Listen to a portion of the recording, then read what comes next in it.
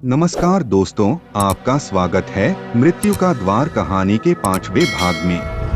पिछले भाग में हमने देखा आरमान, साफिन और नीरा समझते हैं कि उनके अतीत की कोई घटना खो गई है जिसे वे याद नहीं कर पा रहे हैं।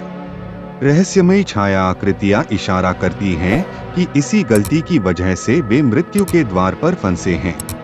यादों की तलाश में वे एक सुनसान झोपड़ी के सामने खड़े होते हैं जो नीरा को जानी पहचानी लगती है। तो चलिए शुरू करते हैं आज की कहानी। झोपड़ी का दरवाजा खुलते ही कुहासे भरी हवा की एक झोंका उन्हें आंखें बंद करने पर मजबूर कर देती है। हल्की हवा थमती है और वे धीरे धीरे आंखें खोलते हैं। झोपड़ी बाहर से छोटी लगती थी लेकिन अंदर बहुत बड़ी। ये मुमकिन नहीं, आरमान हैरानी से बुदबुदाता है। कमरे के अंदर एक लंबी लकड़ी की मेज, चारों तरफ पुरानी तस्वीरें और ठीक बीच में रखी है 3 लकड़ी की कुर्सियों का सेट। ये हमारे लिए, साफिन कांपते हुए बोलता है। तभी एक बच्चे की हंसी की आवाज सुनाई देती है। तीनों चौंक कर रुक जाते हैं। तुम लोग सुने?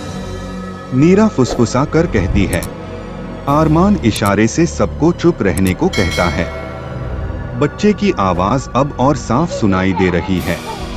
3 दोस्त एक खेल खेलने आए थे लेकिन वे दरवाजा भूल गए थे। साफिन डर के मारे पीछे हटता है। ये जगह मुझे याद आ रहा है। तुम्हें क्या याद आ रहा है? नीरा जल्दी से पूछती है। साफिन सिर पर हाथ रखता है। हम बचपन में एक बार यहाँ आए थे। और तभी चारों ओर का माहौल फिर से बदलने लगता है। अब वे तीनों झोपड़ी में नहीं हैं, बल्कि वे अपने बचपन के समय में वापस आ गए हैं। सामने 3 छोटे बच्चे खड़े हैं, आरमान, नीरा और साफिन के बचपन के रूप। ये कैसे हो सकता है? आरमान चौंक कर कहता है। अब हमें पता चलेगा कि हमने क्या गलती की थी। नीरा धीरे से कहती है। हमने दरवाजा खोला था। हमने एक गलती की थी। साफिन चिल्लाता है। इसलिए ये याद हमारी भूल गई थी और उसी गलती की वजह से हम फंसे हुए हैं। आरमान डर से बोलता है। तो अब हमें क्या करना होगा? नीरा फुसफुसाती है। तभी वही पुराना दरवाजा फिर से उनके सामने दिखाई देता है। दरवाजा अब भी खुला है। हमें इसे बंद करना होगा।